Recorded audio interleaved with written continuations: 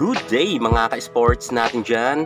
Efto Logistics Team, handang-handa na nga para nga sa nalalapit na 2024 sa PVL. Sapagkat nga na-disband na sila, ang kani-kanila naman mga players ay sinuwerte naman at may napuntahan naman silang ibang mga team kung saan napaganda pa nga ang kanilang mga napuntahan. Isa na nga dito mga ka-sports natin dyan ang kanilang lalandingan na team, walang iba Petrogas Angels, Choco Mucho at Next Led Chameleons, at ang iba naman ay sa PLDT Signal HD Spikers. Sino-sino ito mga ka-sports? Tara, samahan nyo ko sapagkat narito na nga ang pinaka-latest ng mga F2 players na kanilang pupuntahan na bagong team. Pero bago ang lahat, kung bago ka muna sa aking YouTube channel, huwag kalimutan mag-subscribe. I-click ang ating notification bell para lagi kang updated sa lahat ng issue pagdating sa volleyball. Susunod na. Drop it!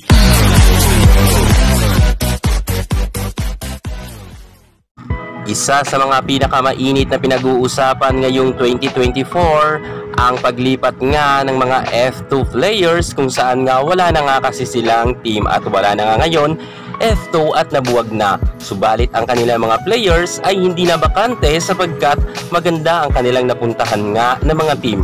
Unahin na natin dyan ang fresh na fresh, nakaka-update pa lamang na si Ara Galang. Si Ara Galang ngayon ay pumirma na nga ng kontrata sa Cherry Tigo kung saan mga ka-sports magiging kadiagonal nga siya ng ating napakagaling rin na Spikers, walang iba kundi si Ea Laure. Malaki ang maiaambag talaga ni Ara Galang sapagkat lumakas na nga si Ara Galang at bumalik na ang kanyang angking kagalingan at kitang-kita naman natin na kayang-kaya na makipagbardagulan sa loob ng court. At no question naman tayo dyan sapagkat alam naman natin na si Ara Galang ay multi-awardee nga pagdating nga sa larangan ng volleyball. Makailang beses na rin siya ang pinarangalan bilang MVP at makailang beses na rin siya nakasungkit ng award na bilang Best Outside Spikers. At makakatulong niya dyan si Ea Laure. Magandang bardagulan to ngayong 2024 sa PVL.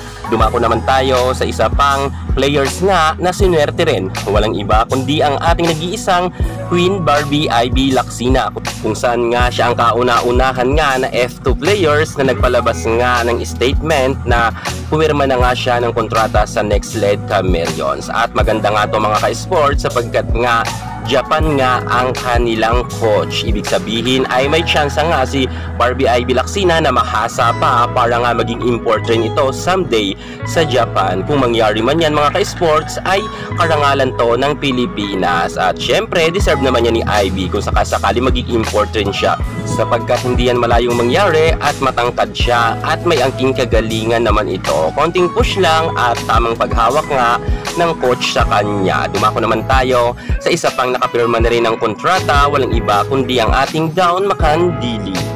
Maganda rin ang napuntahan ni Makandili Katindig na team sapagkat isa sa mga malakas rin na team ang Signal HD Spikers at dagdag pwersa rin to para sa Signal sapagkat narito na nga si Makandili, isa sa mga pinaka-multi-awardee Best Libero sa international at magaling talaga at wala tayong mga sasabi dyan sapagkat makailang beses na siya nagkaroon ng napakaraming award bilang Best Libero. Sa ngayon mga ka-sports natin dyan ay aabangan na lang natin ang muling pag-shine nga ng ating Dawn Makandili Katindig sa Signal HD Spikers. Congratulations sa kanya. Narito naman mga ka-sports, magsasama-sama naman sa PLDT ang tatlong mga magagaling na mga volleyball players din. Walang iba kundi si Majay Baron, Kim Fajardo, KKD or Kim Kiana D. Ang tatlong ito ay isa sa mga masasabi natin na mga magagaling rin pagdating nga sa larangan ng volleyball at lahat sila ay nagkaroon na nga ng award.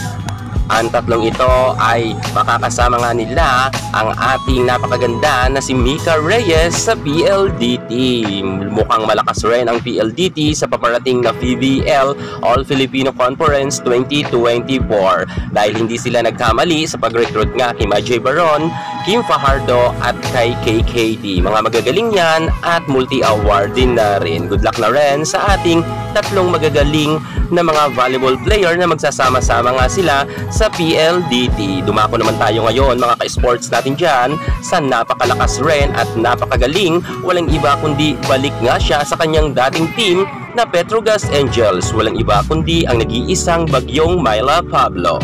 Matapos nga ni Myla Pablo sumubok sa ibang team at nag-exit siya noon sa Petrogas Angels, ngayon naman ay muli siyang nagbabalik dahil nga wala ng F2 at tinanggapan naman itong si Myla Pablo ng Petrogas Angels sapagkat maganda naman ang kanyang pamamaalam noon at ang pinagsamahan naman nila ng Petrogas noon ay talagang masasabi natin solid naman at malaki rin naman talaga ang nagawang ambag ng ating Myla Pablo sa Angels kung kaya noon nakapag-champion sila. At dito nga mga ka-sports, balik na nga ang ating Myla Pablo. Good news to para sa mga fans nga ng Petrogas Angels. Malakas pa rin sila. Samantalang makakasama naman ni Myla Pablo, walang iba kundi from F2 Logistics pa rin na si Ethan Arce and beautiful Joy Dacoron. Ngayon ay in na in pa rin ang kanilang karera pagdating sa larangan sa volleyball sapagkat makakasama nga nila ang superstar na si Myla Pablo. Sapagkat hindi naman lingid sa kaalaman natin lahat na maraming ngang nagsialisan sa Petrogas Angels pero may tatlo agad na nadagdag sa Ethan Arce, Myla Pablo and Joy Dacoron. Dumako pa tayo mga ka-sports natin dyan sa maswerte rin sa nilipatan, walang iba kundi ang magkasama naman na si Mars Alba and Julina De La Cruz. Mapupunta naman ang dalawang magaling na mga star players rin ng F2 Logistics na si Julina at Alba sa malakas rin na team na may silver medalist na rin ang Chocomucho Flying Titans. Dito nga sila malilipat sapagkat ang balita talaga mga ka-sports na ito daw si Alba ay favorite daw na players ng ating Coach Dante Alinsunuri. Noon pa raw ay gusto na itong makuha ni Coach Dante.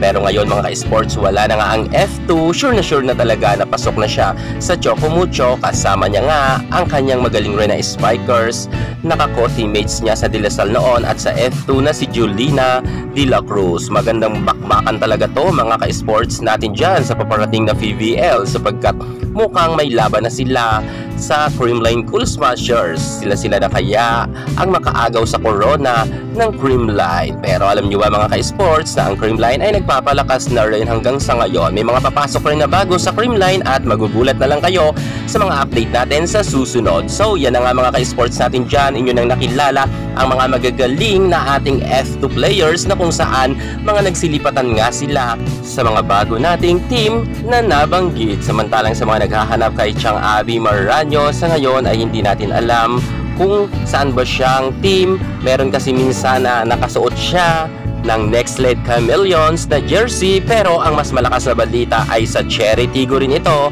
kasama nga ng ating malakas na strikers na si Ara Galang. Well, kung saan man mapunta si Chang Abby Maranyo, check tayo na talaga makikipagbardagulan pa rin to sa loob ng court at check tayo na mag-shine muli ang nasabi nating mga nabanggit na F2 players na mga nagsilipat sa iba't ibang team. Sa tingin nyo, sila na ba magpapataob sa defending champion Creamline? Comment naman kayo sa baba. Yan muna pinaka-latest natin sa mundo ng volleyball. Thank you so much. God bless.